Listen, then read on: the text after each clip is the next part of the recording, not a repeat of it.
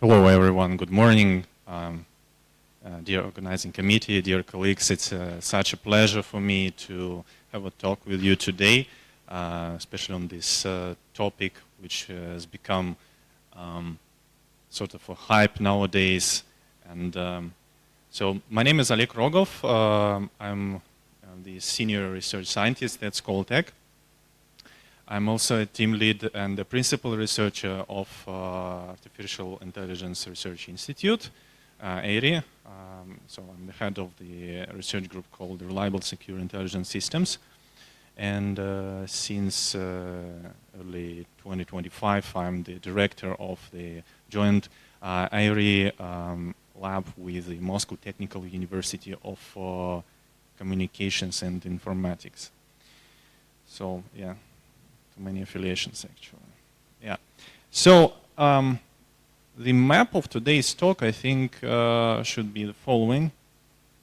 The idea is that whatever we try to develop nowadays, whether it is medical decision support system, traffic sign detection, or like autonomous navigation, all of these systems, they have to have certain properties, like they have to be confidential, they have to be scalable, they have to be interpretable and robust.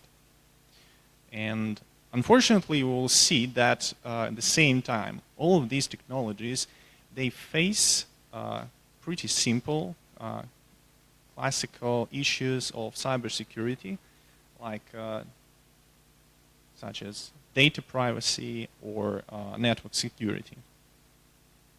I think that my first question would be like, have you ever experienced some issues of safe AI applications in your everyday work? Because I'm pretty sure that all of you are experienced AI developers.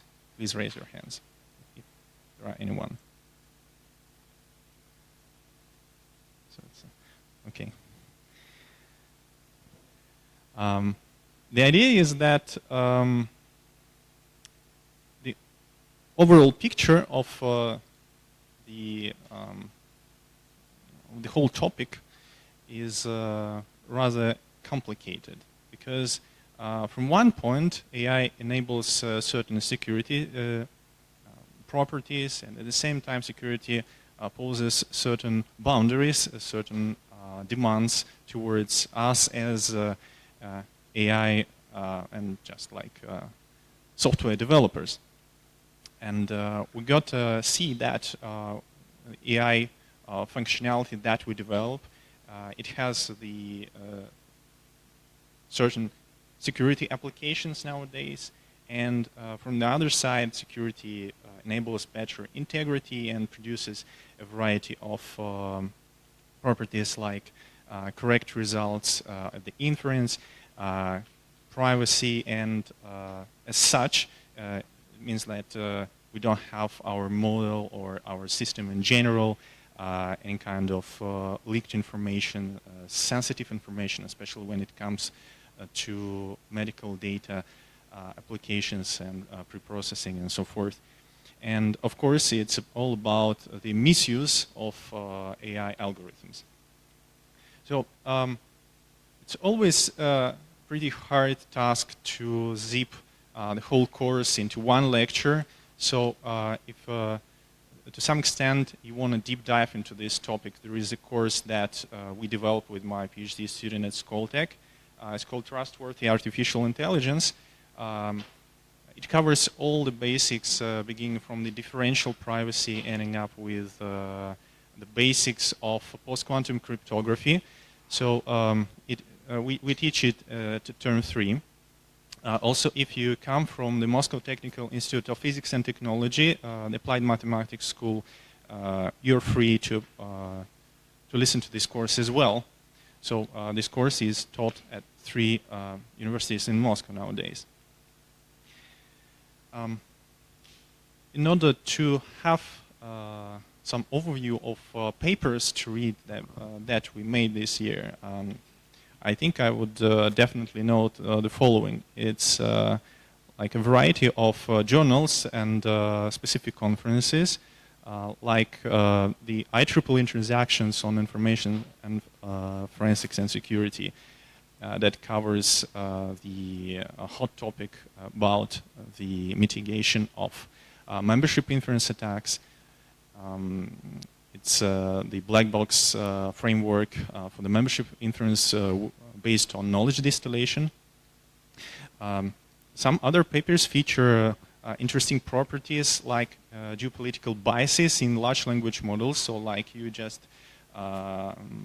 touch this model with a simple prompt and it totally changes all in its output, and it raises a lot of interesting questions whether these properties can be mitigated through simple debiasing prompts that actually don't help.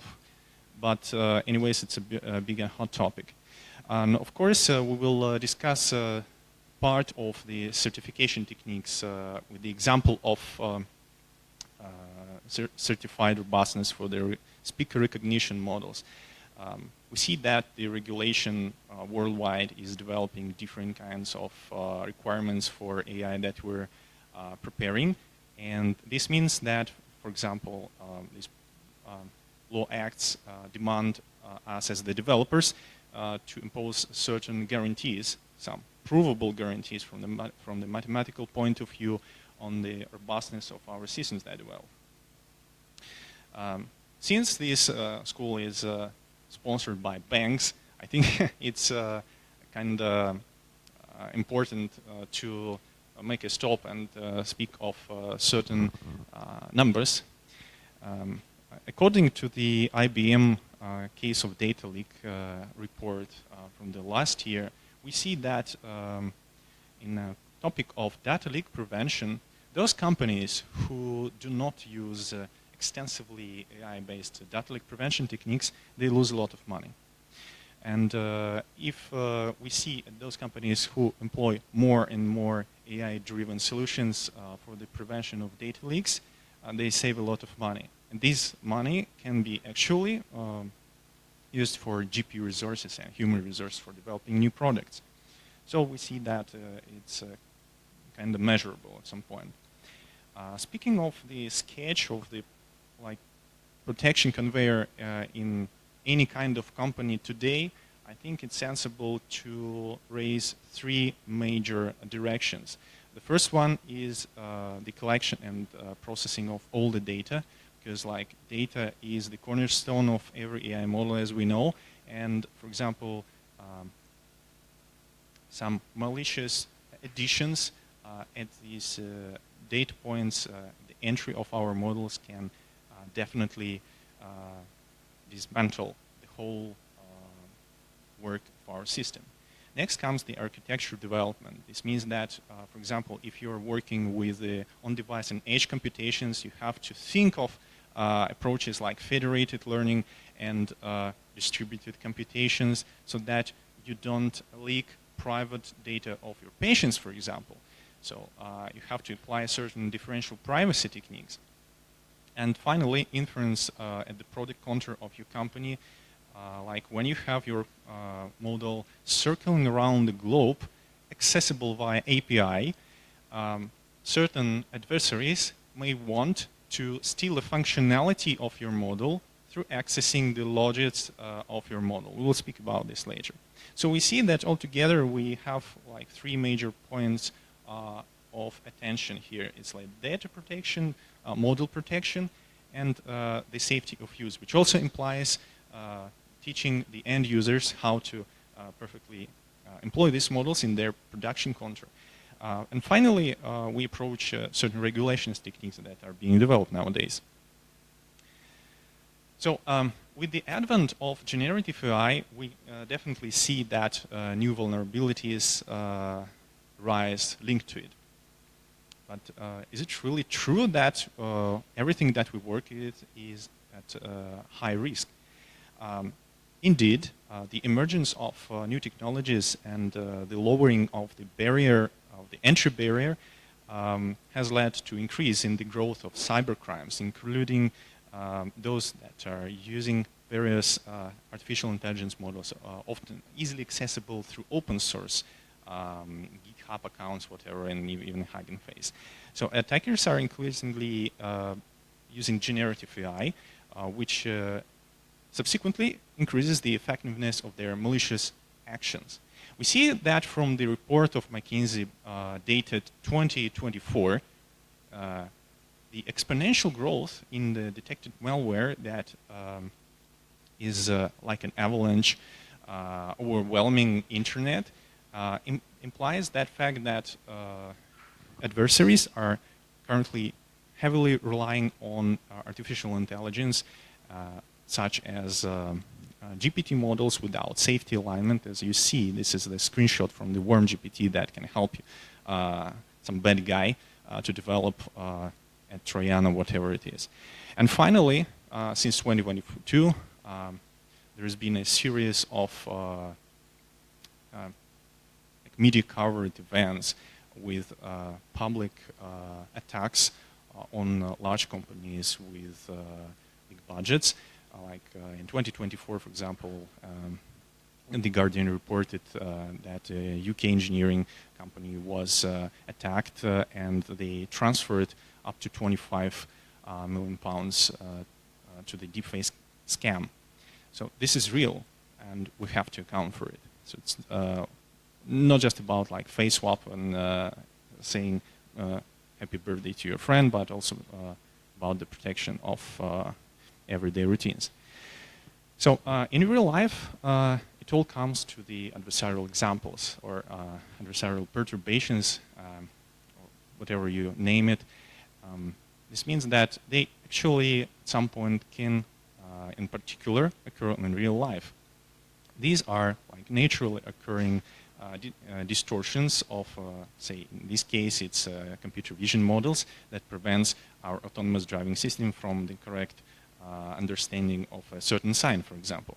However, these properties can be manufactured and they can lead intentionally to the malfunction of the properties of neural networks.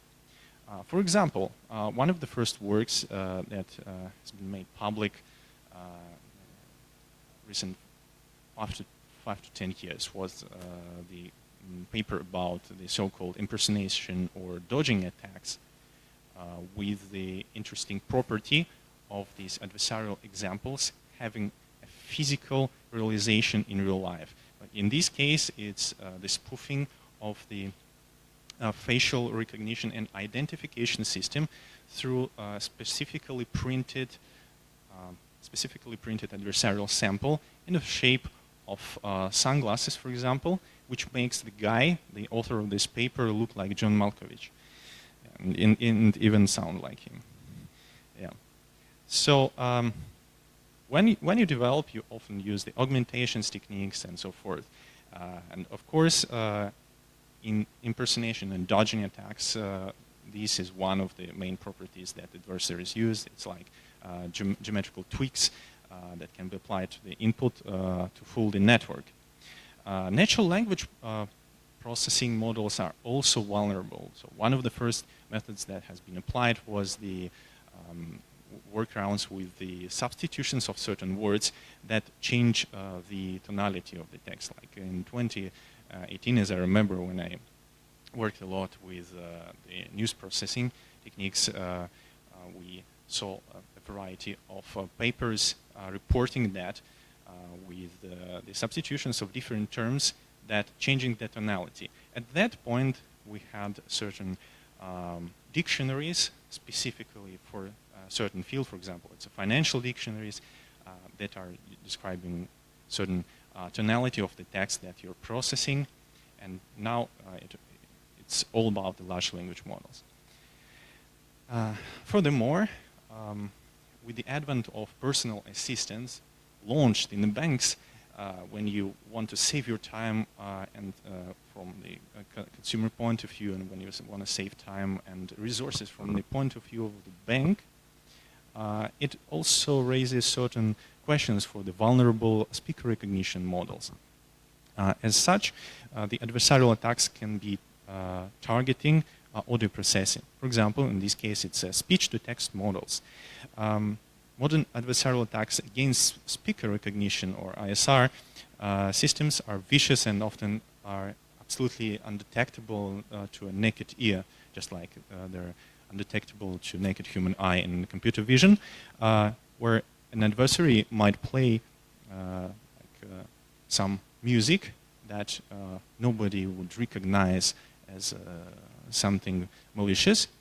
But at the same point, this track, this music, can be interpreted by a machine learning model as the command to transfer some money to your peer or attacker. So these types of attack can be classified into two major groups. They can be either way targeted attacks. As such, they aim to misclassify the input, like in computer vision, it's image, to a specific label. For example, we want to model swap cat with a dog. In this case, we have like a neural network that is named F and X mapping to C, the set of classes. And we add a certain invisible perturbation eta to the input so that we have the targeted label in the final output. And untargeted attack is just like about, as you clearly see, it's about the misclassification of the input to any kind of wrong label. So in this case, like a cat versus different animals.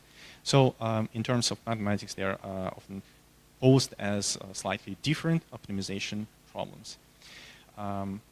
If you see that we always say attacks and so forth, yeah, there are different frameworks that you can use.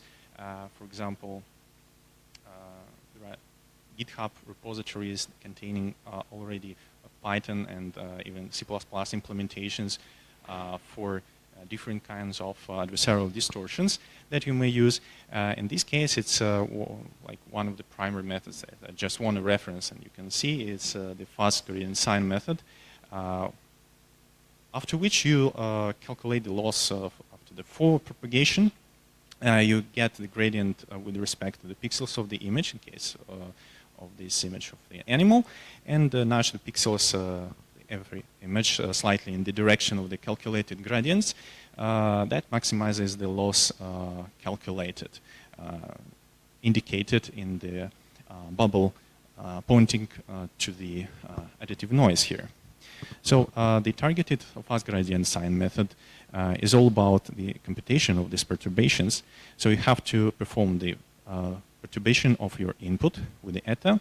And then, for example, like if you have a certain pixel and some, say, empirically set constant, whatever it is, you add and you start the optimization process, and then finally you get a certain step, the new x guaranteed to stay inside a certain box that you have with the different perturbations of the epsilon radii.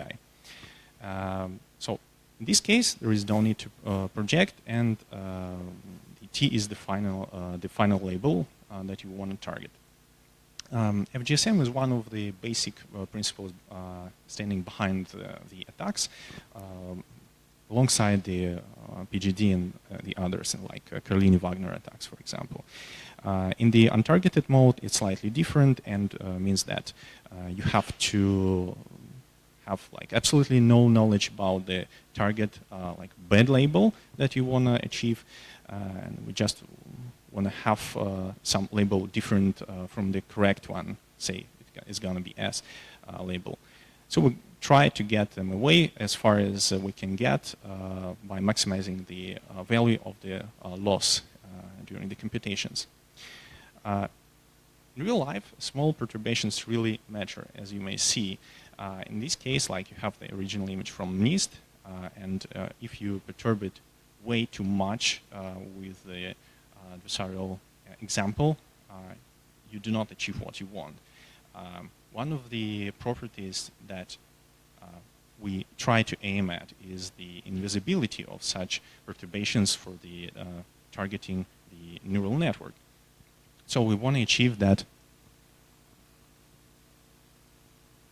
Okay. Mm-hmm. Okay. So yeah, to continue, yeah, we got to have the certain impact at the final model with the slightest perturbations invisible to naked eye, and at the same time, this means that we want to fool the network. As such, you have this neural network with the same mappings, you have the target label, and finally you have the perturbation that is added to the input data. As such, you get it minimized, and you want to achieve the minimal perturbations to fool your network. In real life, this means that you have to account also for the budget of your attack. Typically, the budget of attack heavily relies on the GPU powers that attacker is in possession of, and limits these attack actions. So in the MNIST example, you can definitely see that like if you choose one of these digits to attack in the digit recognition task scenario, the data set is really not difficult to get a realistic looking image that fools the neural network, the classifier that is targeted. So in terms of certification of the models, as I previously spoke about, all these techniques can be applied in real life and embedded in the frameworks where you want to deliver to the client that is demanding certain properties of your neural network to be met. For example, say we have a task to develop a provable robustness guarantees for the speaker recognition model under certain conditions of additive perturbations of like kinds prepared with the FGSM attack or something bounded by the L2 norm. These guarantees are achieved with a randomized smoothing technique that is originally was developed in image classification and adapted in the embedding-based few-shot speaker identification scenario. So in order to apply this, what we're going to do? We want to improve the robustness of the speaker recognition models through enhancing the secureness of the targeted biometric system in the audio domain instead. So we're trying to port our framework that is originally developed for the image conditions to the speaker biometrics. And we do it by improving the existing certification approaches, and we want to test these methods on a large-scale data set.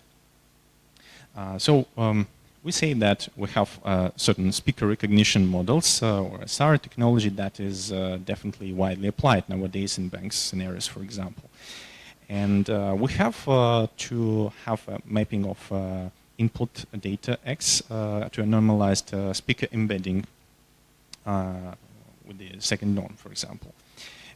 In the scenarios of modern speaker recognition systems, we want to leverage different kinds of deep neural network scenarios towards a superior performance.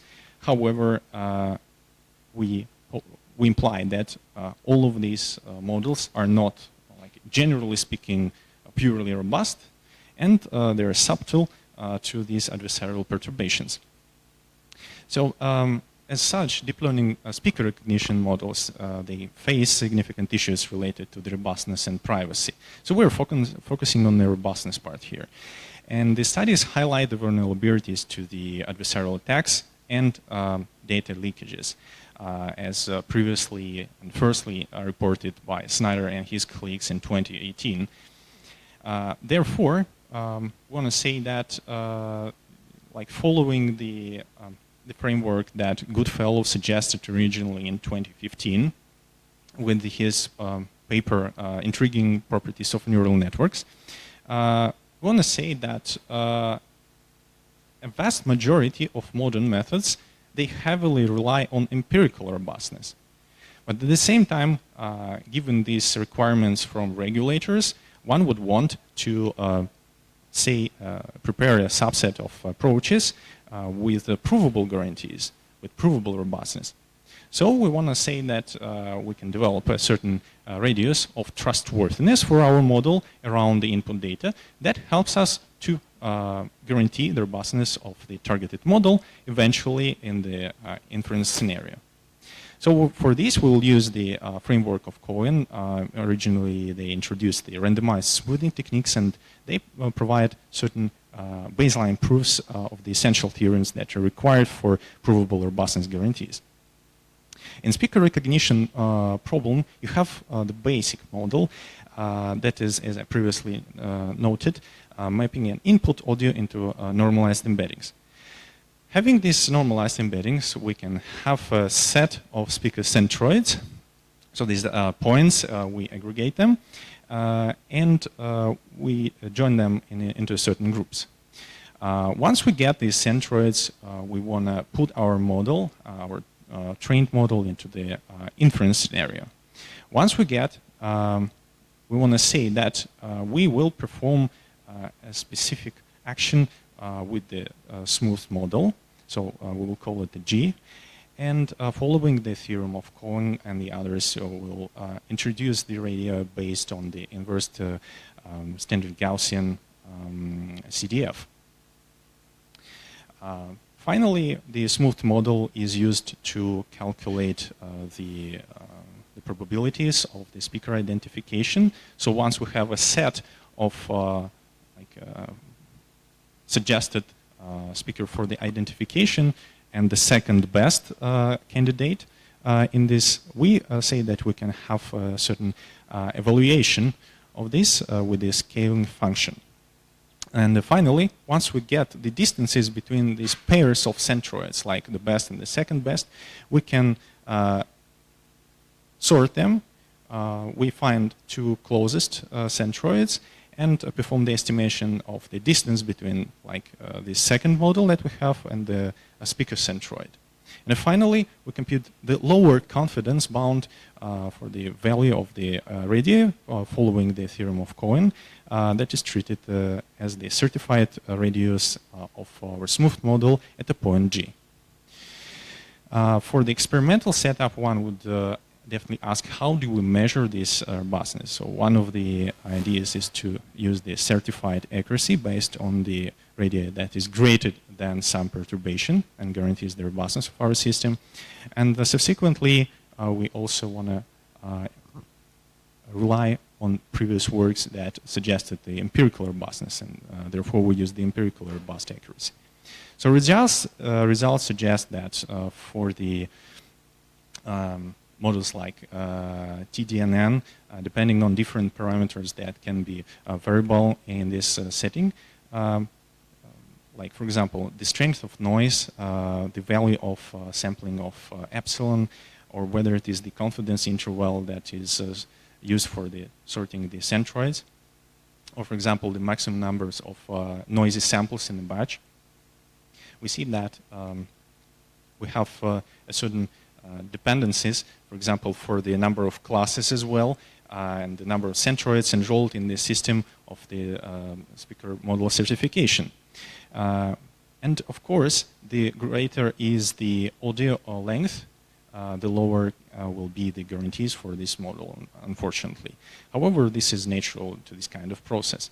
And finally, as for the additional attacks towards these models, one would consider like a normal Gaussian noise added to the samples, projected gradient descent attack, or even such technique as universal adversarial patches. So patches is adversarial perturbations that are added to the input audio and tiled across the whole length of it.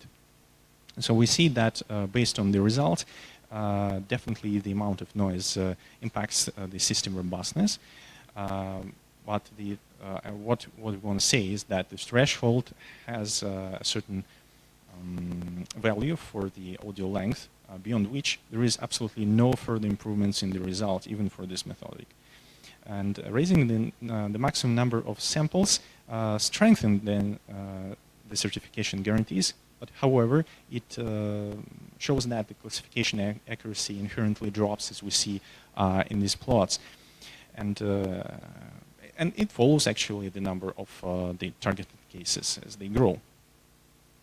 So for now, I want to pinpoint certain real-life cases and scenarios, given that we have seen how we can apply the theoretical framework for the protection of the models. And the modern technology has certain pain points, such as like adversaries are trying to impose like malware, malware detection, lowering in the DLP products, and setting hidden audios to these speaker recognition models that we tried to protect in the previous section. So imagine that we have a scenario of the real life. Like sometimes I hear that, okay, this is like, especially with the cases of membership inference attacks, well, guys, this is very good for achieving KPIs in publications. It has no real life applications and so forth. But let's see that it's a real life case that can be decomposed into a series of really threatening actions. To begin with, one of the applications is the targeting the whole infrastructure of the company system. This means that the adversary can attack the hardware, the operation system, and like Docker containers. They are also vulnerable because they are downloaded from public repositories, and they can also be targeted. Then comes the like once the adversary gets into the infrastructure, they have the lateral movement they have to support, and they have to perform the dodging attack from the anomaly detectors. This is what Kaspersky highlights in their report that is widely used, the malware they are studying. They're trying to dodge anomaly detectors through adversarial attacks. Next comes the membership inference. Membership inference is the type of attack that is targeting the machine learning model. And the idea is that an adversary wants to see whether a specific sample was used in the training data. Membership inference attack, standalone, doesn't pose any kind of threat. Besides, it is one of the main like ideas behind the checking of such methodics like machine learning. However, in this scenario, MIA can easily be used in a scenario of black box attacks to pinpoint certain most vulnerable points of the security system. Then comes the model inversion and like functionality or data extraction attacks. I mentioned that once you have the API of your model, an adversary can try to probe the defenses of the, say, DLP system or network firewall through a series of malicious actions by a technique that is called label flipping. Label flipping is like when you have a certain amount of data and you can just simply flip the attributes of your class to see how your final model responds to it. This means that you can empirically test the robustness of the model that is publicly available through the API.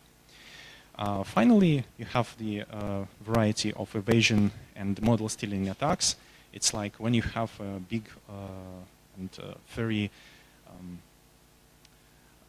pricey large language model that is protected by paywall, and you don't want to pay a lot of money for developing it.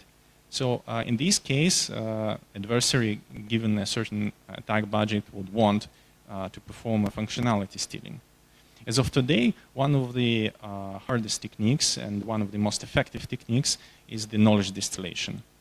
And it really helps an adversary to train their models and train their surrogate models on the auto-sample data very effectively based on the model that is based on the target model accessible through the API.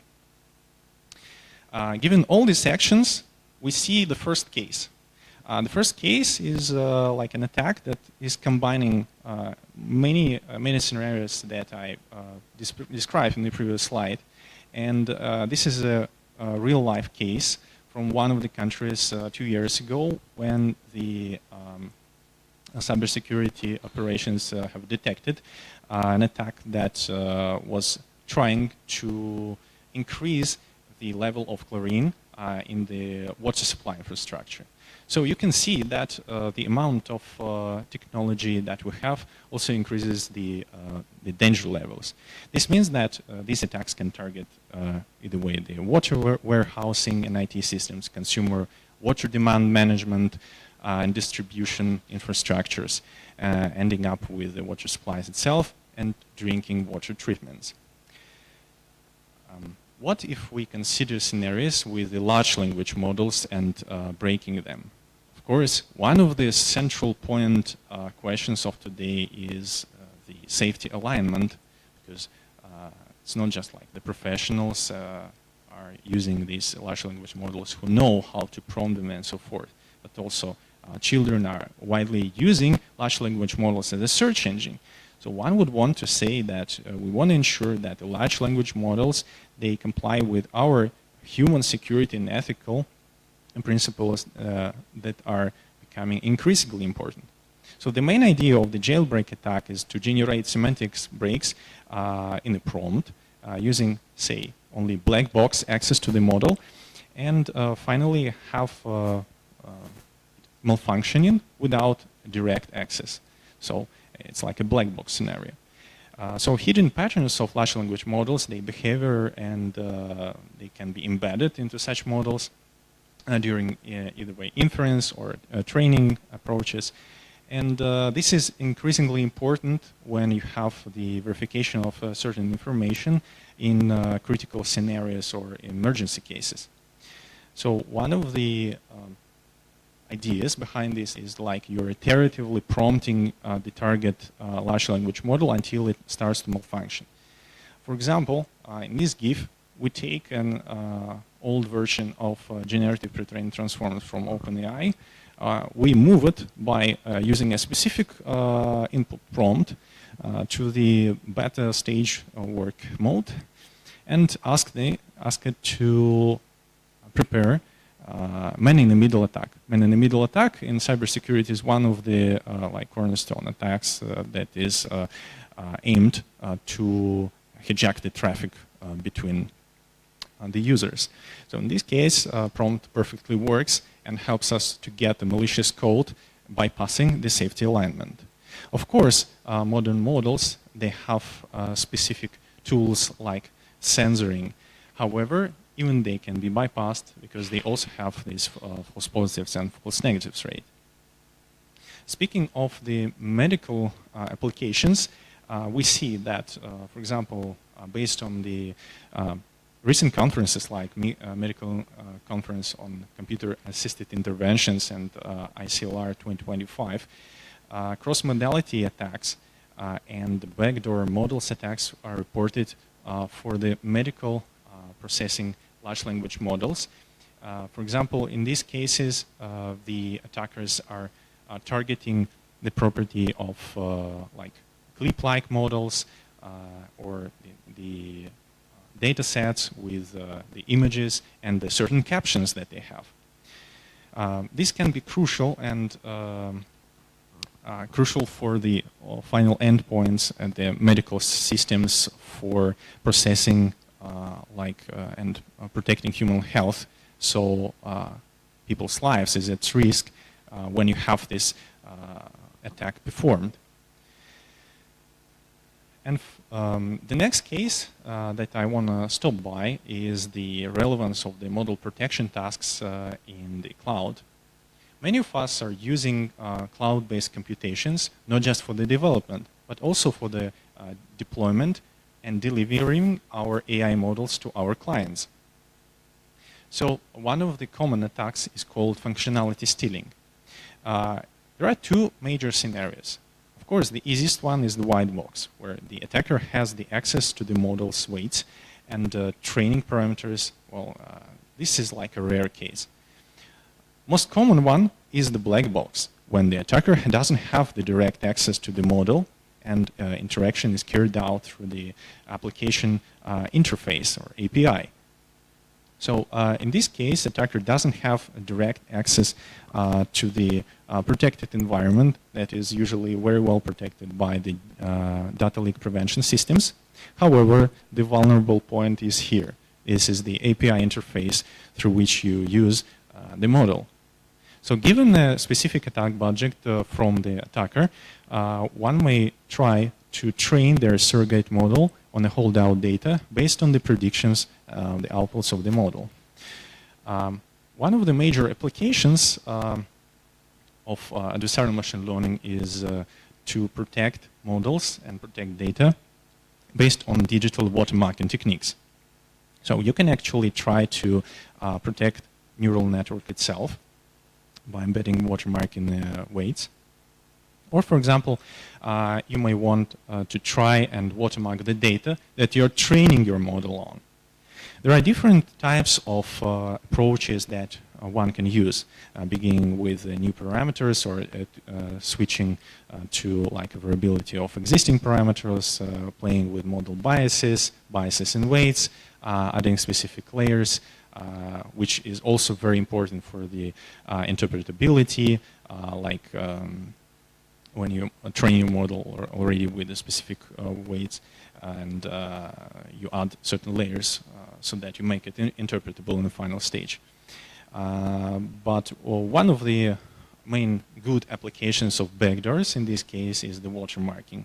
So we intentionally change the data through specific invisible perturbations that are preserving even after training the surrogate model. An attacker who is aware of this scenario may want to remove the watermark. For these cases, there is even a public competition from the NeurIPS, which is called Erase the Invisible, and teams are training their techniques to remove this watermark from the data, from the models, and so forth. So there are certain techniques that everybody knows that can be applied for the watermark removal. First of all, it's fine-tuning, then comes like transfer learning of the models, and of course it's different kinds of computational optimization and classical backdoor removal by different techniques. So that we intentionally know and apply these techniques for the removal of any kinds of protective actions that was imposed by the developer of the model. However, we want to say that our model needs to be provably robust towards such attacks. How one can do that? So in functionality stealing, you have to split it into three major groups as well to understand how to protect. So there are three major threats, and you want to address them. First of all is a soft label attack. In this case, functionality stealing, in this setting, the training data set is known, and given the input X of the targeted model, you have the vector of class probabilities, and the attacker's surrogate model is trained to minimize the following functional. In a hard label setting, the training data set is also known. However, also given that you have this source model and assigned labels, we have to rely on the updated data sets of the following kind. And finally, the regularization with the ground truth labels implies that you train the surrogate models by minimizing the empirical loss on the training data set through KL divergence between the outputs and the source model and the surrogate model simultaneously. With this technique, you can imitate the attacker's actions. And given that setting, it's easy to create a framework for protecting your neural networks. So following that, one of the approaches would be to simulate the attacker's actions through the proxy models. As such, imagine that you have your data set and you create a holdout one. You have the base model that is actually targeted by an adversary and they want to steal it from you. we say that we create a parametric set of proxy models that will later on imply the actions carried out by the attackers. In case of this scenario, it's a knowledge distillation through the API. And we want to say that we've got to have a watermark. But how? To create a digital watermark for a neural network, one would choose a trigger data set. And a set of data that is unknown to anyone except for you. So it's like a secret key. And you do not just randomly pick these images from your data set, like in this case. However, one we want to pick certain samples as far from the decision boundary as it can be done, so that at one point they're not close to this boundary, but at the same time we want to be sure that this does not affect heavily the performance of the model that we're protecting. So, by a certain iterative techniques, we can select these data samples, create the trigger set, and train our model with the trigger and verified data set part. This will imply the ability of the creative system to be robust to the distillation attack. Of course, in this case, an attacker will steal the functionality through the knowledge distillation. However, we will retain the possibility for this neural network to be triggered on our secret key. And this is how you will. Okay, that's true. Okay, this is how you protect the model itself. Another branch of applications of adversarial machine learning is patches and a variety of malicious code embeddings. For example, a recent case from the Hugging Face vulnerability where the pickle-based storage of the neural networks through the popular format of serialization of neural nets was vulnerable to malicious code injection. And previously, pickle attacks required the distribution of the infected models. And yes, they are still out there on the Hugging Face hub, and you may unintentionally download a backdoored model. So in these case scenarios, if you're working on a critical infrastructure, be sure that you have additional applications and additional scenarios for probing these neural networks against the backdoors. So in this case, the attack is activated upon the opening of the weights, and it will execute a malicious code inside the protected infrastructure, like saying open the ports or whatever. This is a heavy attack towards the vulnerabilities of the AI-assisted systems heavily relying on large language models. So this is why attackers are targeting language models on Hugging Face.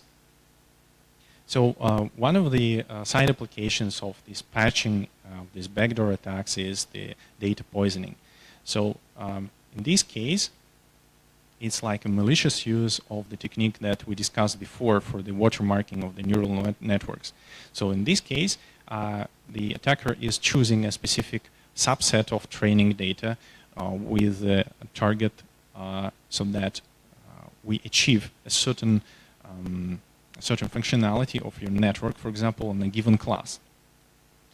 Firstly, it was reported for the models of the classification scenarios, and it's a big threat for the medical models. For example, if they're circling in the internet and people unintentionally are downloading these models and using in their scenarios, this means that they malfunction at certain classes or certain groups of patients. So additional measures, additional countermeasures have to be implied while downloading and using some model as a pre-train. The data poisoning threats, as I previously mentioned, it's like a behavior that contaminates your training data. So In a nutshell, this means that those who release an open source model, they might want to have your network malfunctioning at a certain scenarios and achieve competitor advantage, knowing that you will use this kind of model. In order to protect yourself from the data poisoning, of course, there are certain techniques. One of them is the rejection of the negative impact, which actually yields a very simple scenario.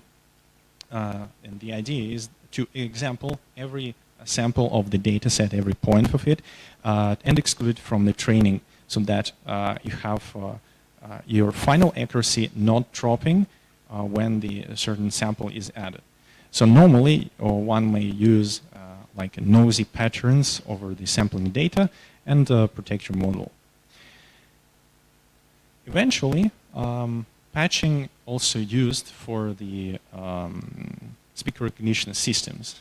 One of the main scenarios in this case would be the adversarial patches for the speaker privacy. For example, you have a speaker recognition system circling around the web, and bots are crowdsourcing information and preparing the data sets. So given a specific regulation for the privacy of the data sets, one may want to remove certain data from it, or at least to protect them. In this case, like biometric data that we unintentionally give to the internet in our audio recordings, just like now we're doing with YouTube, implies that we give our own fingerprint, the speaker fingerprint of our voice. These fingerprints can be used for the creation of the deepfakes and the further attacks on the speaker recognition models. So publicly available audio recordings are definitely a rich source for automatic collection of voice biometrics data by attackers for certain actions. And the technique that one may use is the universal adversarial patching. So you perform the generation of an adversarial patch for a specific network of speaker recognition, and you tile it across the whole audio. And this does not completely, of course, remove the possibility of identification. However, it implies that the possibility of recognizing you as a person with your ID will be lower. Speaking of the privacy violations, I previously mentioned that there is an attack type which is called membership inference. Imagine that you have a data set with the data records and the subsequent class attributes. So the attacker in this case might want to see, to probe it and see in the probabilities of the correct answers or no. This is how they do the membership inference in general case. It can be realized in two major group scenarios. One of them is the scenario with the known logits. So the model provider allows their clients to observe the logits and the probabilities of different classes. And in the known classification, it's just like the model provider allows the clients to observe the classification decision only. So then comes the split in a certain application and preparing this attack. Like in the first case, attacker is running a sample on your system provided through the API, for example, as well, obtaining the logits, then runs the train classifier on these logits. In the second case, the attacker is running the same idea, however, they want to see the robustness score and runs the train classifiers on that robustness score subsequently. In case of the membership inference attacks, it is required to prepare a certain subset of shadow models, as they are called, for the additional layer of identification, which is usually a binary classifier. So an attacker is training a number of shadow models, as it is shown in the slide. Each shadow model is trained on a specific class, and the only thing is that they have to know at least the pre-train of the model that they are attacking. The drawback of this attack is that they have to know the number of classes, their values, it's like a public pre-train from ImageNet, and of course it's hard to train a lot of shadow models on big LLM, for example. So usually it is performed on smaller scales. So in order to countermeasure the membership inference attacks, the developers such as Apple, for example, they're using, and many others, they're using differential privacy. So it's like an approach that is based on the trade-off of utility and privacy through the split of the initial data set and adding noise to the labels and releasing. Subsequently, differential privacy evolves into an approach which is heavily used, and I think that it will be used in large scales in medical IoT in the future and used right now. It's the federated learning when you can distribute subparts of your data set for edge computations, which of course gives certain privacy leakage risks. So in order to ensure the differential privacy approach and to say that, okay, this model is differential private, we say that we have a certain neighborhood for every attack, and we see the probability whether one sample is close to another. We can check whether they are indistinguishable or not, and finally get the estimation of a threshold between certain points.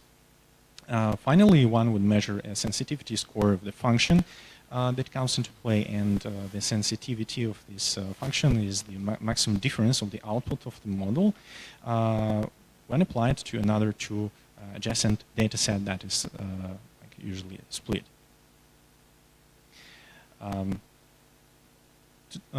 To have a short discussion of the coding compilers that everybody is using, it's definitely a big deal in assisting every developer's work nowadays through the code completion and code generation based on textual prompting or even compiling when the developer is preparing the program.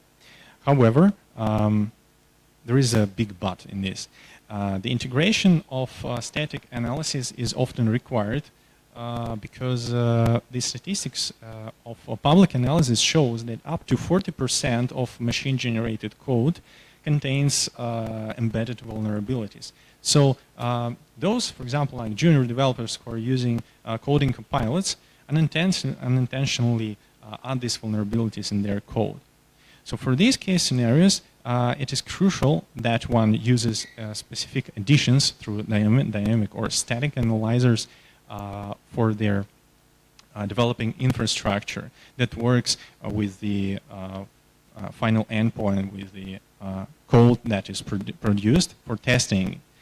So in this case, for example, one of the ways is to employ large language models with the existingly developed static analyzers with several cycles. And for example, in this case, we train like a QuenCoder or DeepSeek coder on a certain task like lead code, and we measure the performance of in terms of code correctness, like the amount of warnings, the amount of errors in interpretation, or like if it is like some other language like C++ or Java, whatever, it's like compilation errors. So this means that using an add-on with a static analyzer embedded in the coding assistant will increase the strength of the code and reduce the errors in it. I mentioned that one of the major cases in today's AI development is the machine learning. So everybody is doing like machine learning, and in this case, some guy might want to forget certain personalities or their descriptions, and like recently, for example, in the advent of the medical preprocessing and labeling models that are shared worldwide, it's computationally hard to retrain the whole model given some application from a guy. Say, I don't want to be my data part of the training set. And in this case, one may want to use the unlearning technique. One of the simplest ways is to split your data set into the forget and retain, and use a compound loss with a certain binary cross entropy to, of course, ensure the absence of catastrophic forgetting, and iteratively training your model, your existing model with it.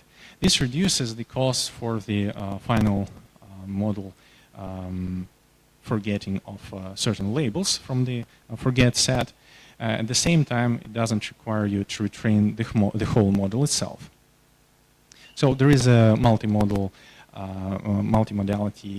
benchmark that you may follow.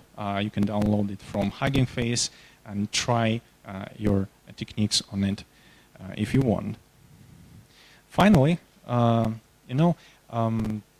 to end this talk, I want to say that we see that there is just like a short distance at every step.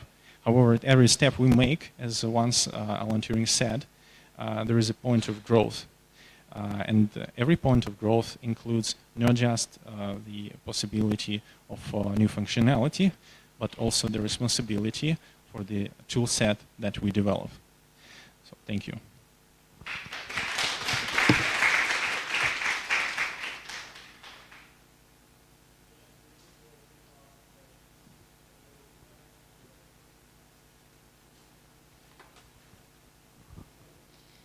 Thank you for your presentation. My research was connected a little bit with adversarial attacks, especially with poisoning attacks on financial transactions. But I was always curious if these attacks ever happened in real life. However, I didn't find any examples on the internet. Do you know any examples, and can you provide them to us? Yeah, that's a very good question. Like, I think that everyone who has discovered this would not share it over internet just in terms of exploiting it. Like, but I know that certain papers do exist that describe the vulnerabilities of, say, financial credit scoring when a client. This is like, I think, the most probable scenario where you have. I mean, it's most probable at the same time, it's kind of geeky, but a client might want to perform certain amount of transactions in a bank for lowering the credit score. I think it's just like about the time one might want to spend on such malicious action, and at the same time, it's the rapidness of answer of your banking system towards credit risk evaluation. So this is the first thing. But I think that on a larger scale, at the same time, most probably, it's stock markets. Because I think that in if I'm not mistaken, 2016, it was one of the cases wherein the high-frequency trading algorithms almost ruined the NICE exchange. And this was one of the warning bells for everyone, because modern systems, modern multiple agent systems are capable of playing and spoofing other competitors in the market. And I think this is one of the points that we have to pay attention to. Yeah. Yeah, maybe this is even more important than lowering the credit risk for like a mortgage of apartment in the city. And speaking about credit score, so am I understand correctly that the person has to conduct several transactions, special transactions, to introduce something into the system, or not? How it can happen in real life? Yeah, I think that one of the scenarios is like when you have like, okay, since we have like a public screencast to YouTube, I will not like pinpoint all the details, but the general framework would seem like using the bank application or a website client application for working with the transactions and monitoring the answer from the system in an automatic way. I mean, it's not such a big deal to write with coding assistant an application that is doing that thing with a phone, for example, or with a desktop application, because you can access all of these digits through the parsed, through the created browser agent. So I think it all depends on the latency of the answer of the bank system, and at the same time on the amount of transactions.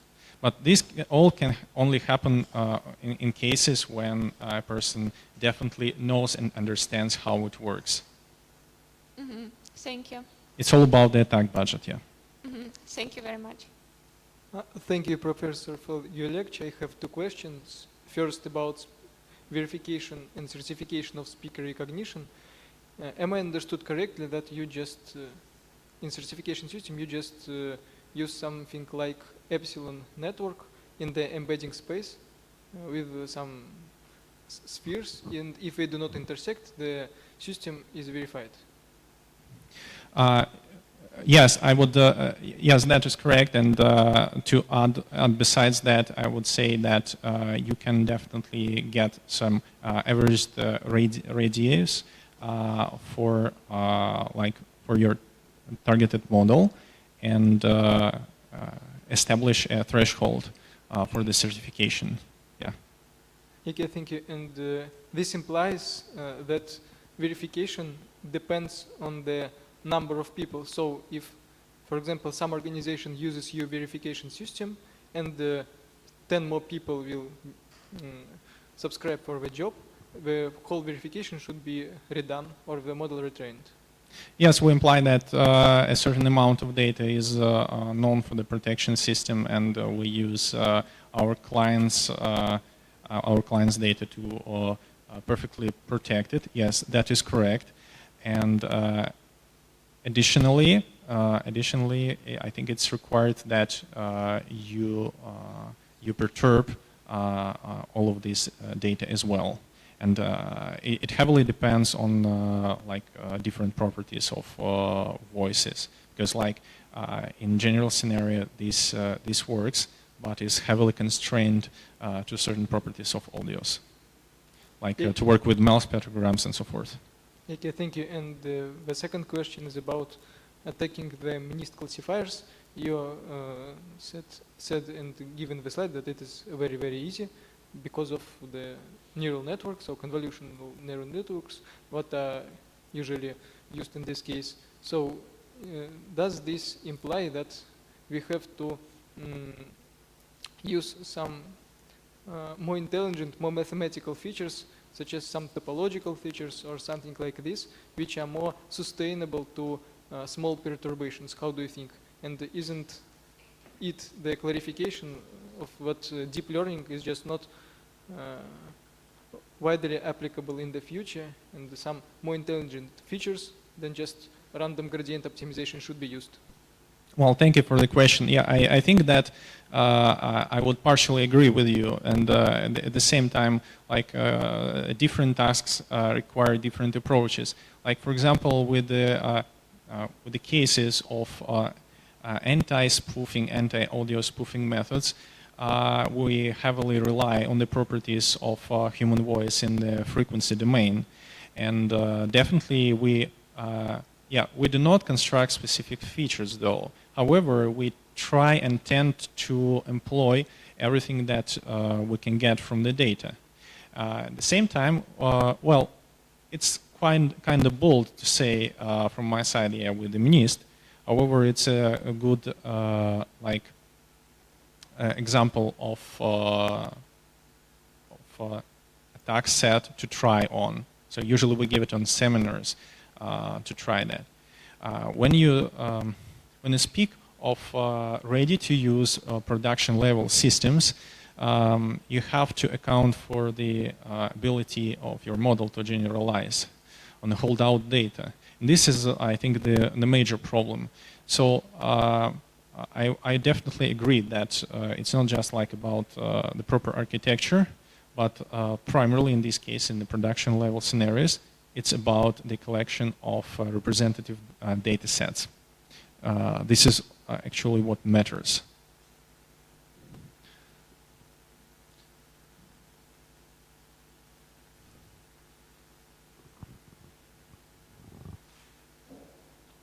One, two, three. Actually, we have an online question. It seems that attacking on models and data much more complicated than on users and employees. For example, there are many unofficial intermediates bots to access popular LLM, and people easily share their data if they see profits in using non-official. Is there techniques for such, let's name it, social type attacks? Well, I really like the way you named it. It's definitely this way. In one of these generic slides with the bubbles, I said that one of the pillars of safe conveyor is teaching the end user how to use it. Like if people employ access, if people use access to large language models, like in everyday use scenarios, through third-party bots, they expose a lot of data at risk to these providers because they don't interact with the endpoint of the LLMs provided by the developer. And of course, this raises a lot of different questions, like which kind of data, which types of data one may want, one may allow themselves to post to such models and not to post, even though that you can opt out from using your data in LLMs. But in both cases, I think this raises like more ethical questions, definitely, and it's better just to avoid this. Yeah, if I understood your question correctly.